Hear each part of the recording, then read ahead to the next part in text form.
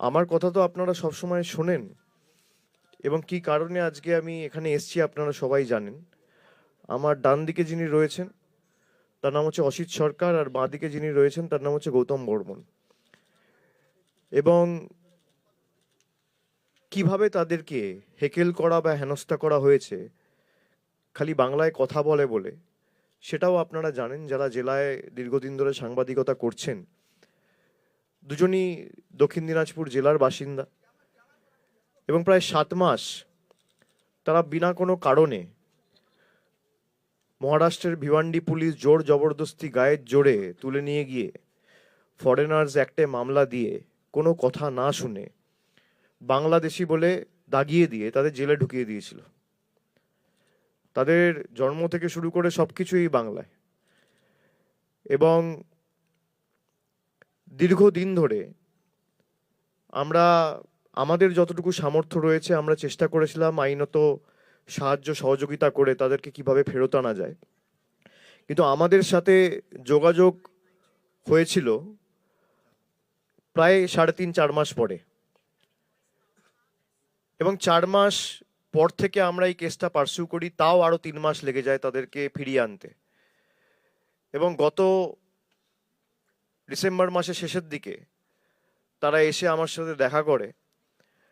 আমি তাদের বলেছিলাম যে আপনারা ফেরত যান, আমি খুব শীঘ্রই আপনাদের বাড়িতে যাব এবং আপনাদের পরিবার পরিজন সবার সাথে কথা বলে আপনাদের নিজেদের বাড়িতে গিয়ে আমি কথা বলে আসব। তো কি পরিস্থিতির মধ্যে তারা গত 7 মাস কাটিয়েছে আর কি ঘটনাটা ঘটেছে, আমি খালি একবার অসিত দাকে বলবো আর গৌতম ভাইকে বলবো, তারা আপনাদের সামনে তুলে ধরবে। আপনারা তাদের কথা শুনুন। অসিত দা, আপনি বলুন আগে। দীর্ঘ 7 মাস বম্বে মহারাষ্ট্রে কাম করতে গিয়ে 7 মাস, দীর্ঘ 7 মাস আমি জেল খাটে আসি। কিন্তু এই দীর্ঘ 7 মাস কি কষ্ট করেছি আর কি না কষ্ট পেয়েছি, এটা একমাত্র আমরা জানি। আর যে কি খেয়েছে বাড়িতে এই 7 মাস, কি করেছে, কি নিয়েছে, সেই এই উপভোগটা তো বাড়ির তারা কষ্ট করেছে। কিন্তু এই যে 7 মাস ধরে যে জেল খাটলাম, জেল খাটার পরে এই যে আজ বের হয়ে আসলাম, সব কিছু অবদান আমাদের তৃণমূল কংগ্রেস পার্টি, আমাদের অভিষেক স্যার, এবং যা কিছু সব কিছু এই যে অবদান, এই অবদান তো ভোলা যাবে না জীবনে। এই অবদান যাই ভুলবে তাই তো অমানুষ। কিন্তু এই অবদানের মতো আর কাজ নাই। আর এই যে বাড়িতে ফিরে বাড়ি বউ বাচ্চা এদের মুখের হাসি দেখে নিজেকেও তো ভালো লাগছে, নিজেও হাসি পাচ্ছি। কিন্তু এর চেয়ে আর আনন্দ পাওয়ার জিনিস আর নাই। তার জন্য আমি এই তৃণমূল কংগ্রেস পার্টি এবং মমতা ব্যানার্জি এবং অভিষেক স্যারকে অসংখ্য ধন্যবাদ, এবং তিনাদের কাছে আমি সারা জীবন কৃতজ্ঞতা থাকব।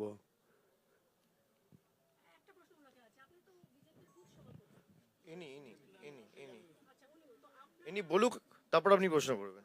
গৌতম ভাই, তুমি বলো। হ্যালো, আমি মহারাষ্ট্রে কাজ করতে গেছিলাম। ওখানে যায় জবরদস্তি করে আমাদেরকে জেলে পাঠায় দেয়। তো তারপর জেলে পাঠায় দেওয়ার পর আমি বাড়িতে ওই পুলিশের মোবাইল থেকে ফোন করে দিলাম যে আমি তো আর পারছি না, তো সোমবারটা অবশ্যই জানাবা পুলক চক্রবর্তীকে। সে কি আমাকে কিছুই করে হোক যেন বের করে।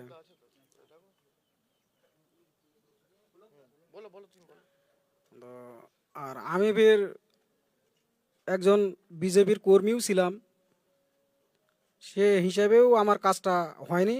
এবং আমার ওয়াইফ সুকান্ত মজুমদারের কাছেও গেছে, ওখানে যায় কোনো কাজই হয়নি। আমাকে আমার ওয়াইফকে বলছে যে ও তো জেলে চলে গেছে, ও আপনি আপনি বের হয়ে চলে আসবে মেয়াদ শেষ হয়ে গেলে। তারপর কি বলছিল সুকান্ত মজুমদার তোমাকে? বলো বলো বলো বলো, কোনো ব্যাপার না, বলো, কোনো অসুবিধা নেই, বলো। সুকান্ত মজুমদার বলছিল যে কাজ হচ্ছে, এটুকুই বলছিল। তারপর আর কোনো 3 মাস তো কোনো খোঁজ খোঁজ নেই। তারপরে ও বলছিল আপনি আপনি জেল থেকে ছেড়ে দিবে মেয়াদ শেষ হয়ে গেলে। তারপর আমি দেখলাম 3 মাস পার হয়ে গেল, তারপর 3 মাস পার হয়ে যাওয়ার পর আমার কোনো খোঁজ খবর নাই।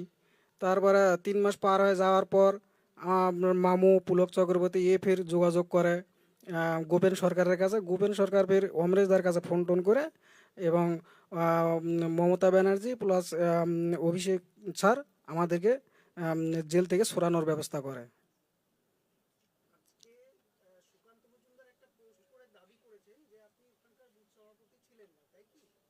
আমি ছিলাম 2019-এ ছিলাম। হুম।